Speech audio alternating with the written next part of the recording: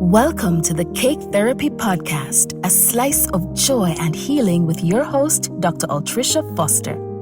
This is a heartwarming and uplifting space that celebrates the transformative power of baking therapy.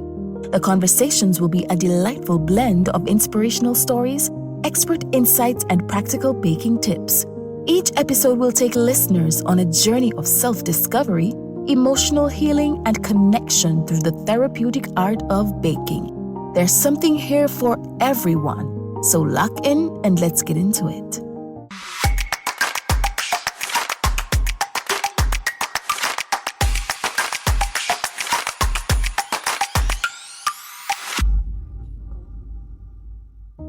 Hi everyone, welcome back to the Cake Therapy Podcast. I am your host, Altreisha Foster. Before we get into today's conversation, I want to say thank you to everyone who's listened to our podcast, or kind of have subscribed, who's left comments, who sent us messages here and there, and for downloading our app, because you get your podcast directly to our app as well. So if you want to listen to the podcast earlier, I would advise you to download the app. I think it gets there a day or two before it hits Spotify and wherever else you get your podcast. Today's guest is a friend. She is a friend to many in the community. She is a stalwart. She is an advocate for women and girls in Minnesota. And she has an amazing called Project Diva International. She's been doing this for almost 2 decades. And it's Miss Neda Kellogg. I am excited to speak with her. Stephanie sent me over her bio this morning, and I want to share that with you. So Miss Neda Kellogg, I call her Miss Neda. She has been doing this work, like I mentioned, for 17 years. Her journey is one of resilience, empowerment, and transformation. Miss Neda experienced early childhood loss where her mom was diagnosed with a mental illness when she was a young female. And from that, you know how things tend to spiral. She became homeless and had to really provide for herself. Her path, however, led her to a deep exploration of her own identity and history. This journey, she says, not only helped her reclaim her sense of self, but also inspired her to create Project Diva.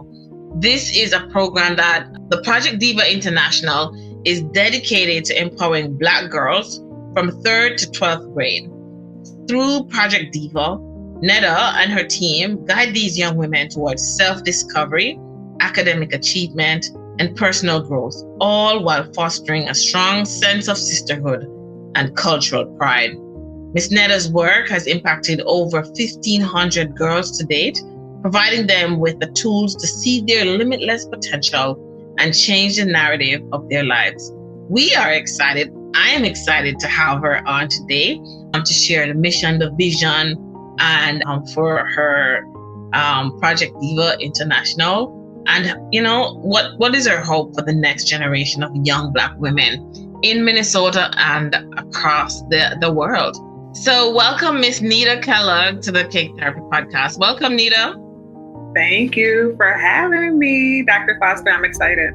I am too excited to chat it up with you. You and I have had several conversations. I recorded your intro a couple minutes ago, and I was telling our listeners that we're friends and and how welcoming you have been in establishing our friendship and how supportive you have been. And I suspect it's you, your personality, but then you've garnered that ability from interacting with so many women and girls over almost 20 years, 17 years of Project Diva International.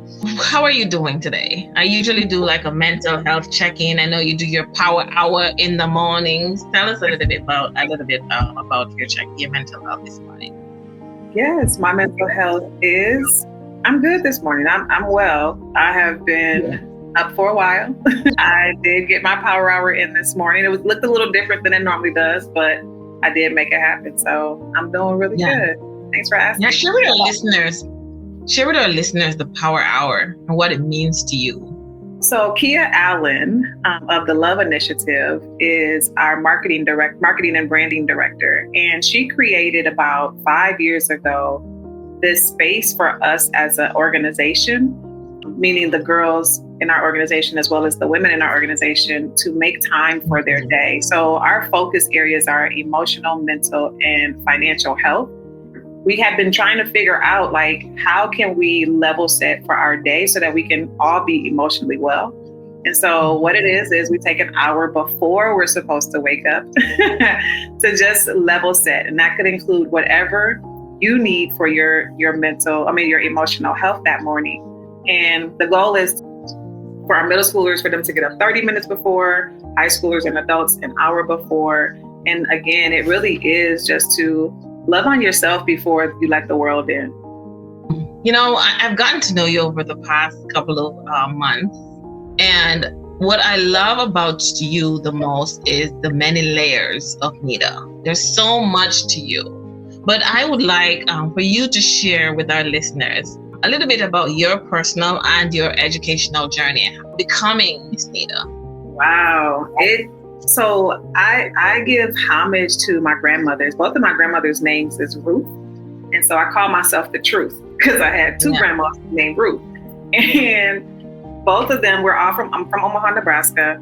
And growing up, both my grandmothers had 13 on one side, 11 on the other. And I was the first grandchild. And so I was able to grow up with my uncles and my aunts and witness my grandmothers handle their households, like all those kids and me in their households, but then also the neighborhood. And so my education came from literally being one of the kids that was like, hey, run this down to Mr. Such and Such because he's an elder and he needs breakfast. Or run this over to Miss Such and Such because she's got those 3 kids and they need dinner. And so I was able to, so I got to see it all. I got to see the good, I got to see the bad, and I got to see the indifferent. And that is just a part of who I am because of the many personalities that I had to encounter growing up. Yeah. You talk about being go ahead. I was just going to say, educational wise, I graduated high school.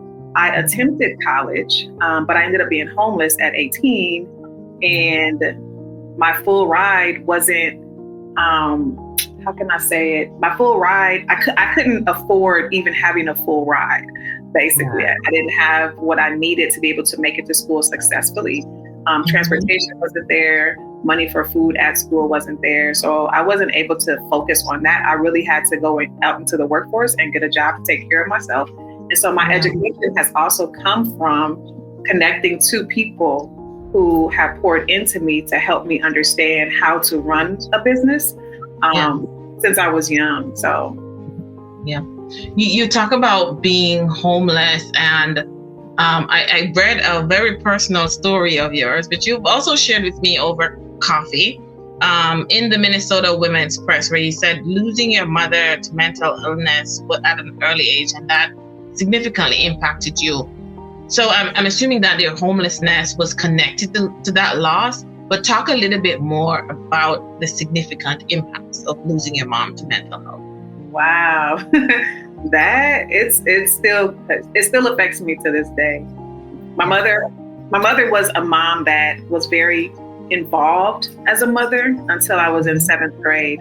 She was a mother who communicated. So she didn't talk to me like a kid. She talked to me like a mini human being who was figured out with her. So her having a mental breakdown as a 7th grader, I ended up going to like 3 7th grade schools that year. As my mom figured out how to send us back to my father to raise us while she went through what she was going through here in Minnesota. She had moved us to Minnesota. And so going through those middle school and high school years without her was very hard because I didn't know what was going on with her. And of course, mental health wasn't talked about a lot back in those days. And so just figuring out life without her has, number one, led me to not feel like I'm going to be like her, because that was a big thing for me. Like, okay, if she has these traits, am I going to have those traits? And so my emotional and my mental health have been very important to me because it did lead me to homelessness. One, because my dad's house was not as loving as she was. And so by the time I hit 18, I didn't have to stay there anymore. And so I just chose to leave while they went to work one day. Yeah. And so in that, though, I didn't have a plan. So I had all of the tools to know that I was beautiful, to know that I could do things, but I didn't have a plan on how to pay bills or how to get on my feet. And so I ended up with a cousin that after about 2 of those 3 years took me up under her wing and let me stay in her basement while she taught me how to pay bills and then ushered me into my first apartment at 21. Yeah. And so it has but part of that also was at 18, before I went into college or tried to do college, I had to go back to from Omaha to try to find out where she was and what was going on with her. And when I came to Minnesota, she was functioning. She had a job, she had a car, she was living in her apartment. But I didn't know that even though she was functioning, she still had the underlaying of the mental health issues. Yeah. And I also had a younger brother that I became a quote unquote mom to when this all transpired, that I left in Omaha to go find out where she was. And so we were still in high school, and I just couldn't leave him in the same situation that I had left. So I went back home to make sure that he also was okay. And so definitely, the ripple effects of her challenges also became my challenges, which led me to founding Project Diva International, to want to make sure that girls don't have those same challenges. They actually have women that can talk them through a plan. I understand the fear that comes with having a parent with mental illness and thinking that, oh my God, I inherited those traits. Because that's me every day. I'm like, I think a mental health check with my husband. Am I too quiet? Do I need to speak more? Like this kind of happens to me. Because and our listeners know I've been pretty transparent, is that my mom is suffering with stage 4 dementia right now. And oh my God, it's challenging. Neda, in that same article though, you talk about growing up, your education didn't reflect the contributions of people who actually looked like you. How did the lack of representation actually affect your own personal identity? Man, it still affects me to this day. Not having those of us who are willing to give back or reach back, not even give back, but reach back to support those that look like us once they understand something has been really challenging emotionally and mentally. It has made me, how can I say it? It has made me definitely want to be more accessible to young ladies behind me, even young men. Anybody who is showing me that they are inspired and motivated enough to want the information. But it really does, it has made me have to expand my thinking around that I just need a human that can actually get me to these next levels versus somebody who actually looks like me, because it's not always available. And when I do get somebody that looks like me, I really cherish that time, because I know how it's so rare. For me, it has been rare. Yeah. Talk to us a little bit about, how do you differentiate between back and giving back? Reaching back, to me, like right now, I have mentees that have maybe approached me, or that I have just seen in the community, like, oh, she got it, right? Let her know that I am here for her. Giving back, I always equate giving back to like financials or volunteering type of a deal. And a lot of times I'm not looking to volunteer my time as much as it is an exchange of I'm pouring into you, and I'm definitely going to also need you to pour into me type of a deal. So it's a reciprocation for me when it's the reaching back. And the giving back is when I do go and I actually give my time or exchange my time for an action, or exchange my finances or my treasures for an action. You mentioned in the Minnesota, that article, that, growing up, your influence was not women like you, or women of color. Let's talk about what does it mean to be a Black girl in today's world? What is your view on that? Wow. My view is, so I've been going back to this statistic that suicide rates for Black girls it has been up 182% since 2001, from 2001 to 2017. This does not include the COVID numbers or even after COVID numbers. And so what I do know as being a Black girl, but also working with over 5,000 Black girls over the last 17 years, is that we don't feel like there's a challenge with us feeling like we belong anywhere in the world. It doesn't matter what country, it just is anywhere. And so those are national statistics. So what I do know as well is that in the United States, when our girls don't feel like they belong, they remove themselves from.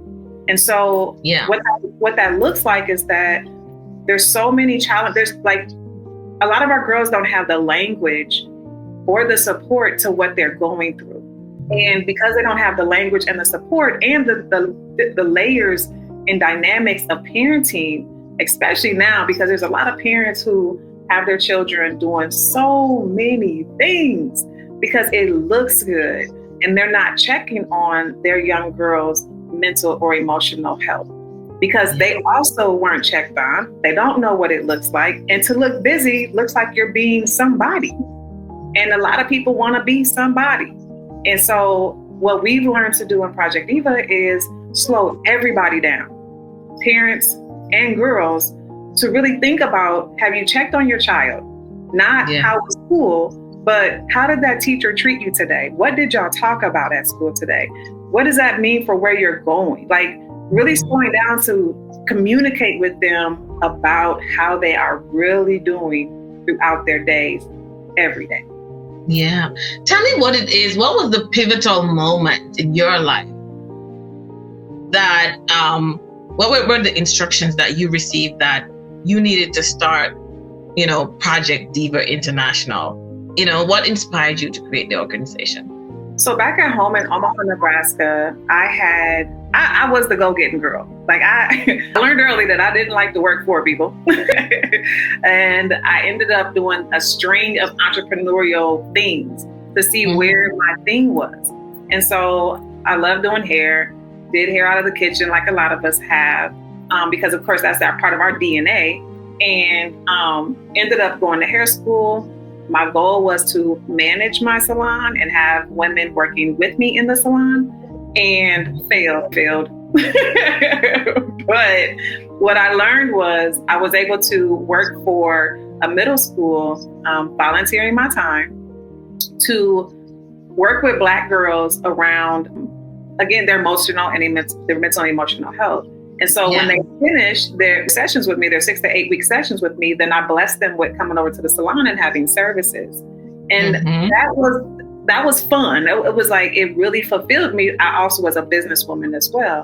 And so a year later, I ended up moving to Minnesota, and it landed at a high school that was a charter school. Never knew about charter schools because we don't have those in Omaha, Nebraska. And so it was a charter school where they were looking to have girls or young people, Black kids, go from a trade high school into a trade school. And that was an epic fail for the leaders who were building that school. But in the meantime, we had to wrap our arms around these kids while they figured it out. And so wrapping my arms around the girls, I brought what I did in Omaha to the classroom during the 7th hour of every day. And the girls at the end of the year had grown so much because we intentionally asked them about their days, emotionally, mentally, and academically. And so the girls asked me to bring it back the next year. And that's when I knew, like, this is my thing. Like, I wanted to make sure that no other girl had to go through what I went through. And what I recognized was that it really took for me to bring back what I knew, like my aunties did for me, my big cousins did for me, which was look out for me to make sure that I knew what was going to be around the corner. Right. Yeah. So that's what, we did that year, and we've been going there for this 17 years later. Yeah. 17 years later, you talk about the success, recognizing what your path was, over 17 years ago, and the success in its first year. You had some partners. Let's talk about Etosha Cook, if I'm hoping I'm pronouncing her name correctly, and Joanna Olson. What made your collaboration with these two ladies so impactful in the early stage of Project Diva International? Oh my gosh. You know, as Black women, we like, hey, let's link up because I need some help. It's like, so the vision was we the aunties. So Etasha, she worked with me. She was in the office. I was upstairs in the marketing or the financial office. She was in the main office. And so between me and her, the kids or the girls primarily, but a lot of the boys too, were in both of our offices. And then Johanna, I actually had went through a relationship, an abusive relationship with her cousin. And she was the woman who took me under her arms and protected me as I came out of that relationship and made sure that I had the space to get my mental and my emotional state back to where I knew it needed to be. And so I pulled on her to help with her connections in the city because she was from here as well. I was new to the city. And so to get all three of us together that year, we were able to bring in guest speakers, of course, as well as begin creating a curriculum for these babies that we knew as women that we needed. Yeah. It's not hard to, initially I said that there are several layers to you. And with each layer, connecting the dots is not very hard, right? So I want you to share with our listeners, why did you choose to focus specifically on Black girls or young women? And what are some of the unique challenges they face that Project Diva specifically responds to? Absolutely. So we started off with girls of color. And it was primarily because that school that we were in was primarily girls of color. And so that we didn't leave anyone out. We wanted to make sure that we were holistically meeting all of their needs.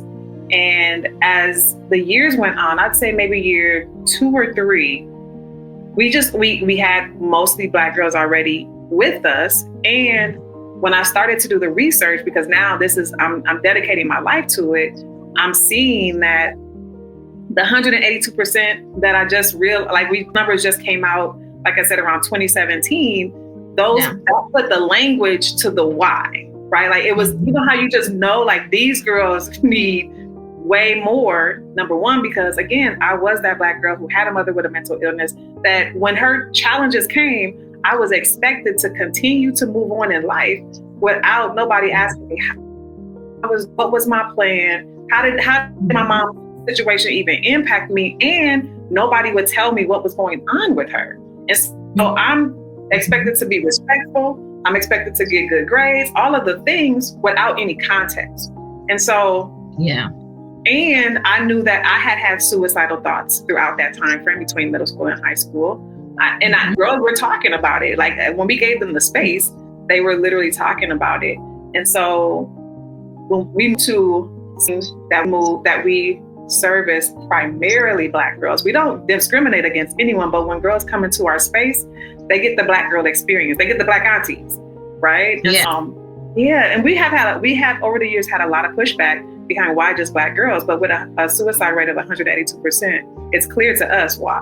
Like, why not Black girls, right? Exactly. Why not Black girls? We're saying others can join, but the data is telling us that you're aggregating our data with the boys' data. You're not putting enough out there to support our Black girls. So why not them? Why can't we say, come on in, let's wrap our arms around you, like you said.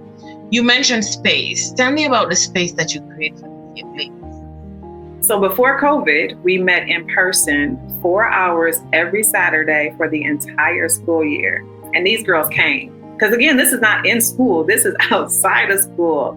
And we knew, that was up until year 13, 14. And so once COVID hit, then we had to go online. So we are now primarily virtual, but we do get together throughout the year for events and outdoor activities or outside activities. And the space that we've created is what we call a sacred space. And it's a space where Black girls can fully be themselves. They don't have to answer away any of the things. And so we have white women supporters and other ethnicities. The sessions where the girls are talking about their emotional health, their mental health, and their self-image pretty much is where Black women are in. Yeah. Specifically. the financial areas and the other financial, aviation, business, any ethnicity can join us to support the girls. But in those spaces where girls don't have to explain why she does her hair the way she does it, why she uses this type of shampoo, why does she wear her fro, like those, or why is she loud? Why is she? Those spaces are just for the Black women and Black girls. And so we call it our sacred space because there's no spaces on earth where Black girls can just do that. Yeah, that's true. I mean, outside of there are other, of course, girls groups where we give them that space. But even when you think of girls groups, there's not a building where a Black girl can walk into that is built for her, where she can walk in and be loud throughout the entire building, have sessions about what she needs to talk about, what she wants to talk about, with Black women pictures or Black men pictures on the walls. And so even though we created this space, it's like it's a space, which is still something that we're working towards so that our girls can have an actual space that they can walk into that looks like them. It's for them, by them. Yeah, absolutely. It's ownership too, right? Exactly. It's ownership. And it also, it's accountability. You have your space, you take care of your space, you honor your space, but you know that you belong and this is yours. So no, I absolutely get it. So you talk about the sacred space, and that's one of your core beliefs, that girls need sacred space. And you mentioned the hugs of the aunties. So I'm getting family, I'm getting community, I'm getting love. Talk to me a little bit more about the importance of actually cultivating that sense of safety and community in Project Diva International. Our girls speak on it themselves. Like, they always talk about how they are so happy that they can just say what they need to say. Like this auntie created space. Literally, girls can come and just lay it all on the table. And they, how a lot of our challenges, I know for me anyway, as a Black woman, has been, can give you a piece of me depending on who you are and where I'm at, but I can't give you all of it. And I have to end up suffering some parts of me in silence. And so we give girls a space where they can literally lay it all on the line and not be judged, right? We tell them that this is not that. This is a space where we are all figuring this out together. And so there's going to be some times when you lay it all out, and there's going to be some times when I lay it all out. And this is not traditional. I may throw a couple cuss words. I may get frustrated. I may, it's where we can for real show up in our true alignment with ourselves so that we can heal the way we need to heal, to then come back out into the world and pour what we know we are magically good at. Yeah, I love that word, true alignment. Elaborate on that a little bit more. What does it mean to you? And what should it mean for the girls in our community? What does it look like? So I created this method called the I am method. It's I align me. And it's where a girl will sit with me at the beginning of the year, and she literally just tells me what is her truth in certain areas. And in these areas align with how she wants her lifestyle to be, right? So we paint this big picture of what does a lifestyle look like for you if you're really walking in your truth in all of the areas, in your money area, in your emotional health area, and in your mental health area. And once they do that with me, there's a document that comes with it that then we send to them that shows everything that they said is their truth. Then we break it down into vision mapping. So for the next year, how do we get you a year closer to your true alignment? Yeah. So after that, then it's okay, how do we get you a month with an accountability partner closer to that year's alignment? And we stand on, like, that's regular language for us. So when a girl is not showing up who she says she is, we're able to say, okay, are you aligned? Is that your truth? Because then again, we're teaching them, no matter what spaces they are in, they get to show up in their birthright truth because they are aligned with it, because they've articulated it. First of all, they've sat. That's the other thing as Black women, we have had a challenge, and I'm saying this from an organizational space because we talk about it like that. Challenges have been that we haven't been able to slow down, because once you hit high school and then you're out in the world, you're on the hamster wheel. And so nobody ever sits you down and say, okay, well, what is the life? What are we doing this for? And so for all of us, the adults and the girls, to sit down at the beginning of the year to say, what is our true alignment with ourselves according to this lifestyle? Now we can breathe better. We have more capacity to work on the things because we're not trying to wear a mask. Yeah. So, like sometimes the concept of emotional development and academic development is viewed in such silos. How are you engaging the girls to see that emotional development and academic development is interconnected? These are good questions. Yes, this is so important because a lot of our girls and a lot of us were raised that if we go out to be in a good school, right? Which at the end of the day is us walking into a space where we're learning somebody else's culture, which is why for years we've talked about code switching, right? We walk into another culture, and if we can master what they're teaching us about them, then we are intellectually the bomb, right? Like that, I mean, we are the girl, like that, we are it, which then ties to our identity. But that doesn't equate to the emotional and mental peace, because you could know all of the things, but you could be so messed up emotionally and mentally. So academics is one thing, and how we teach is, or how we coach is, you were born brilliant. That's not one of our tenets, because we expect for you to be brilliant. No matter whether you're in that school or you're mastering our culture, you were born to do that. That God gave you that. Now, how are you mastering yourself? What does your emotional health look like when it's in alignment with your truth? And what does your mental health look like when it's in alignment with your truth? And a lot of times it gets blurred. Those lines are really blurred, and we have to sit with each girl and we keep reminding them, we know you're brilliant. We're not talking about that. We're talking about this behavior that you're showing up with the manipulation, with the clothing, with the, like, why are you doing these things? What are you looking to get from it? Because it has nothing to do. And when I think about it myself, I think growing up, I think I operated with those two aspects in very siloed. I understood, if I understood that my emotional development is connected with my intellectual or educational development, I would have been a much smarter, more mature girl, so maybe I needed a little bit of Project Diva, because honestly, my emotional development was really lagging. And I mean, and then there are stories that contribute to that, right? And there are stories that some of these girls in Project Diva International that have like similar backgrounds to mine. So it does make sense.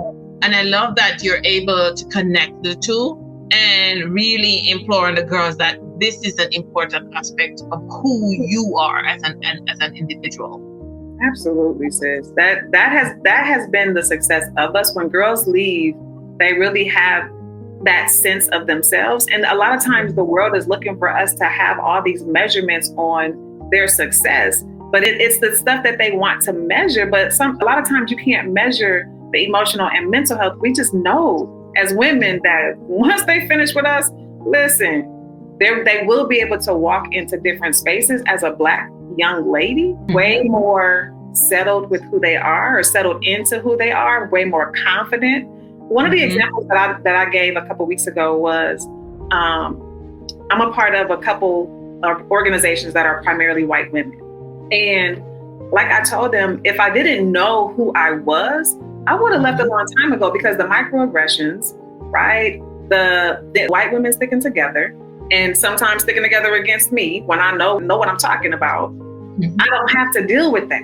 So I could have left a long time ago if I wasn't emotionally and mentally in tune with me. But because I know who I am, I don't have to go nowhere. We're gonna have this whole conversation.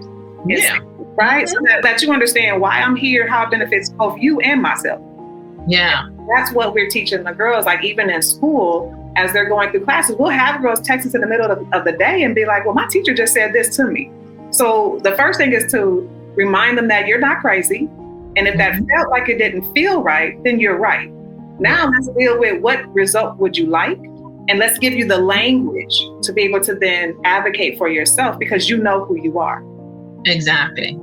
You know who Neda Renee is. Mm-hmm. So you have to stand in that truth. Absolutely. We talk about, you mentioned measures and metrics and people looking at statistics, but you boast a success story here.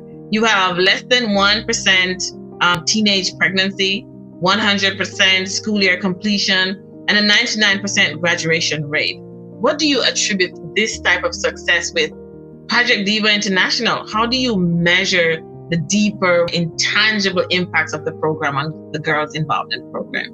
Absolutely.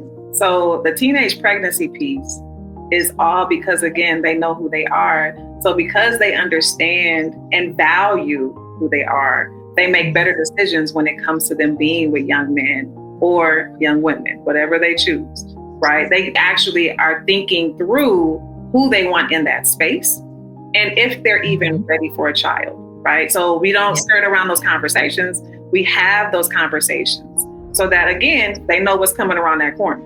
For the school, the graduation rate and the school year completion, it also is because we expect the brilliance.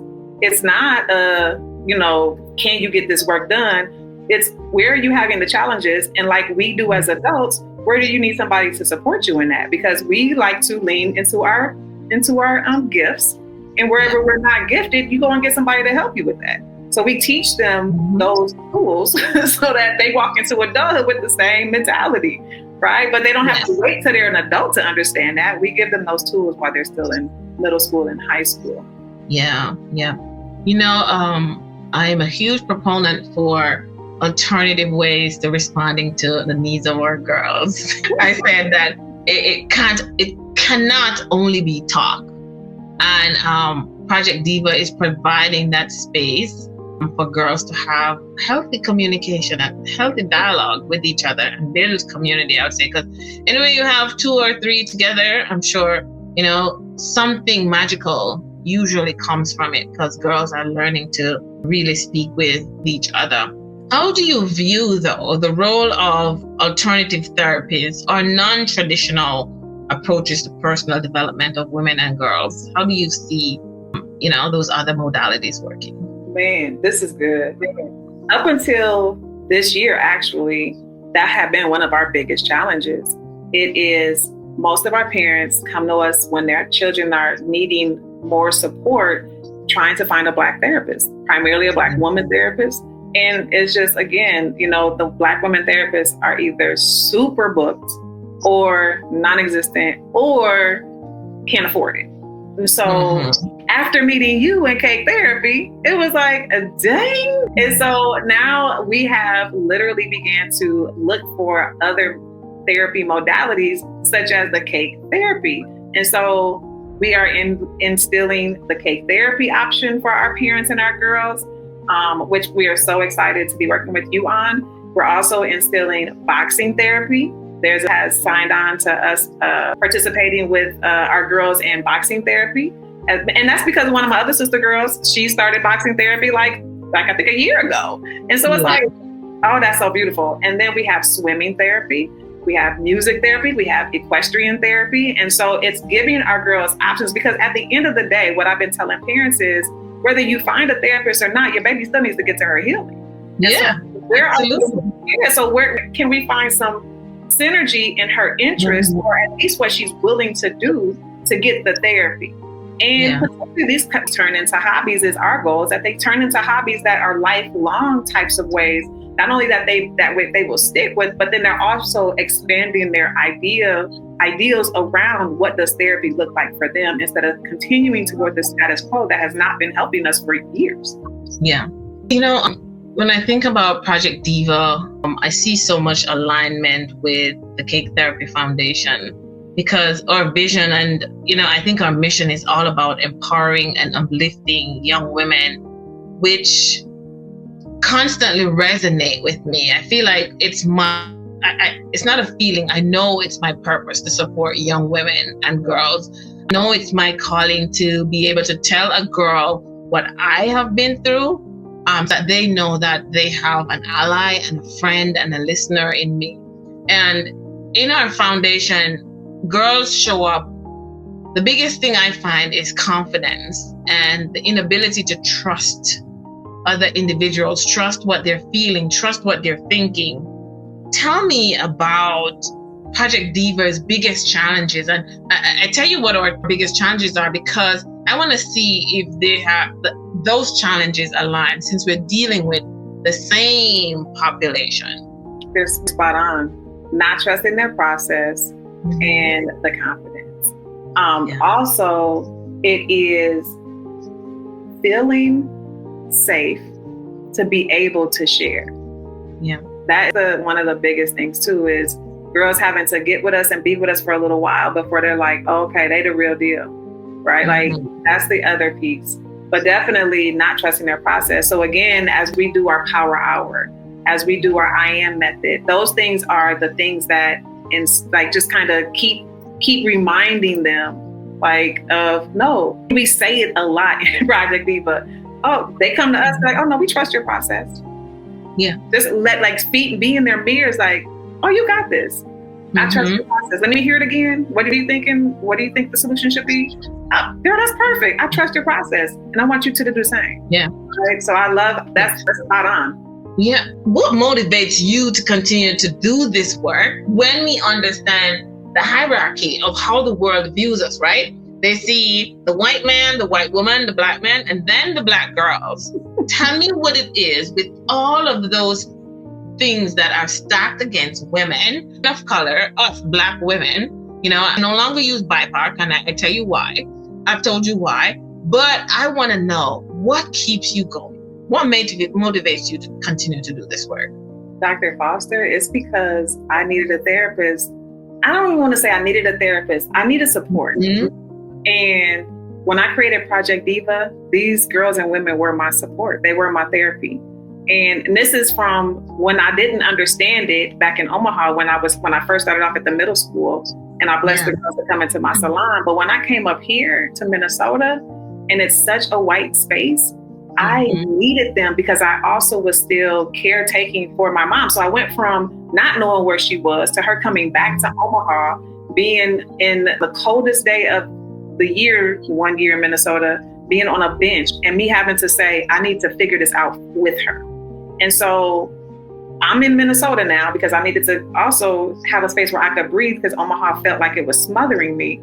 But when I moved up here, I had to continuously go back home to make sure that she was either put in the hospital or that she laid eyes on her when things weren't going well.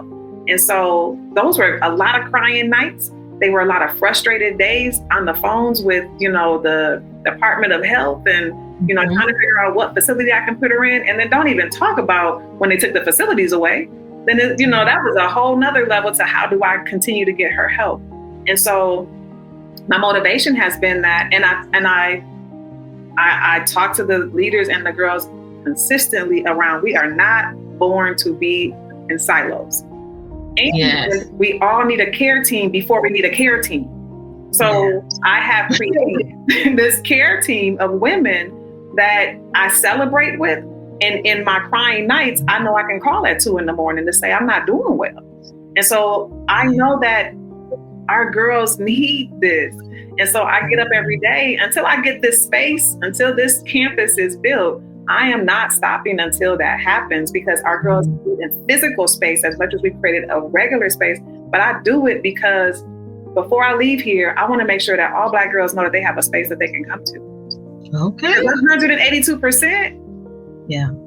It's scary data. It's so unfortunate that don't nobody care enough. Yeah. To really put their wrap as a group of us. Wrap our, when you hear that data as a Black woman, there's no way that it should be like, oh, these are our babies. Yeah, absolutely. And if we know what it's like, then why would we not make sure that our babies are good? Yep. And here is why we know this. We know that we needed that kind of support when we were growing up. The only difference is that we didn't have the internet and the social media to see that, like it's not. You know what I'm saying? It's not. Exactly. Exactly. So back then we isolated ourselves, and I talk about this in my new book. I have a new book coming out where we isolate ourselves. I isolated myself from a place of shame, not really understanding what was happening or what we're doing. Tell us a little bit more about like what's next for you. What's next for Project Diva International? Yes, and I just want to touch on like that shame piece, because that is big with us as Black women. Like, we're too shameful to tell where we are financially. We're too shameful to tell how we really feel about our relationships. We're too shameful to tell about how we're feeling about our parenting. And so again, like, we let the girls know, leave that stuff at the door and come on in and talk. So Project Diva International is on this trajectory to create a self-mastery campus that allows for our girls to have a space that is theirs, that they then can invite all other ethnicities, girls and boys, into to really get this work. So that more people than just us, because we're natural caretakers, that's the way God designed us, we can do it on our terms and in our way. And so our goal is to create this campus, this self-mastery campus here in Minnesota, to have it as one of the places that people come to from all over the world to experience. Yep. And our cake therapy girls can come. Yes, I want y'all in the building. Girl. You know what I'm saying? I need you in the building. So, yeah, we come from a culture. You talk about this before. We come from a culture of we don't tell the business, right? It's happening. You don't ever tell the business. I want you to look in your camera, because I am going to eventually post this on YouTube, but I want you to speak into the mic as clearly as you can. I want you to tell our listeners, especially the Black girls, because that's mostly our audience, who feel lost, who's feeling disconnected. What is your message to them right now? Ooh, baby girl, my message to you is that you identify a Black woman that you can for real be your true self with, and you ask her to go to lunch, breakfast, dinner, for a ride, for a walk, so that you can just be. Just tell her, I just want to just be with you. I don't want to have to wear a mask. I just want to be able to share with you where I'm at emotionally, where I'm at mentally, and where I am at financially, so that you can potentially support me in either helping me yourself or connecting me to what I need so that I can be okay. Yeah. That's what I want my baby girls to know. Where can she find you if she wants to reach you? Absolutely. So projectdiva.org is where we are. You send us a message, you send us an email or even a phone number, and somebody from our team will definitely reach back out to you. Yeah. You know what, Neda, I'm grateful that you honored the podcast and came to share about Project Diva International. But I'm even more grateful for you. You know, I am grateful for your friendship, and I think it resonates. I get it. I get how how these 1,500 girls who you've impacted to date, how they find a safe space with you. You are uber welcoming, soft, you're girly, you're in your soft girl era, and you deserve to be. But not only that, you are so supportive, and I appreciate you. The girls of the community appreciate you, and I'm happy that you decided to join us. I want to personally thank you again. I want to thank our listeners. I want to thank our subscribers. And for today's mindful moment, I try to share mindful moments with our listeners before we leave or end our podcast. And this one is definitely inspired by you, Neda, and your work. It's inspired your work and your incredible story. It says, every great journey begins with self-discovery. And just like a cake, each ingredient, like our experiences, challenges, and victories, shape who we are. When we embrace them all, we rise beautifully. At the Cake Therapy Podcast, we're encouraging you, our listeners, to reflect on your own journey. honoring every part of your story as an essential ingredient in the masterpiece of your life. Until next time, thank you for joining us. This has been the Cake Therapy Podcast, your slice of joy and healing. Thank you, Neda, for joining us. Thanks for having me, sis. I loved having you here. I will anytime. And I can bring a girl. Like, let's do it. Like, let's get it. Guys, aren't you excited? Neda said she's going to come back and she's going to bring a girl. Listen, we need girls up in this space, because girls, we run the world. Thank you, guys.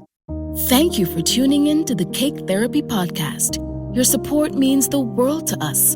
Let us know what you thought about today's episode in the comment section. Remember to subscribe wherever you get your podcast. And if you found the conversation helpful, please share it with a friend. Also, follow Sugar Spoon Desserts on all social media platforms. We invite you to support Cake Therapy and the work we do with our foundation by clicking on the Buy Me a Coffee link in the description or by visiting the Cake Therapy website and making a donation. All your support will go towards the Cake Therapy Foundation and the work we are doing to help women and girls. Thanks again for tuning in, and we'll catch you on the next episode.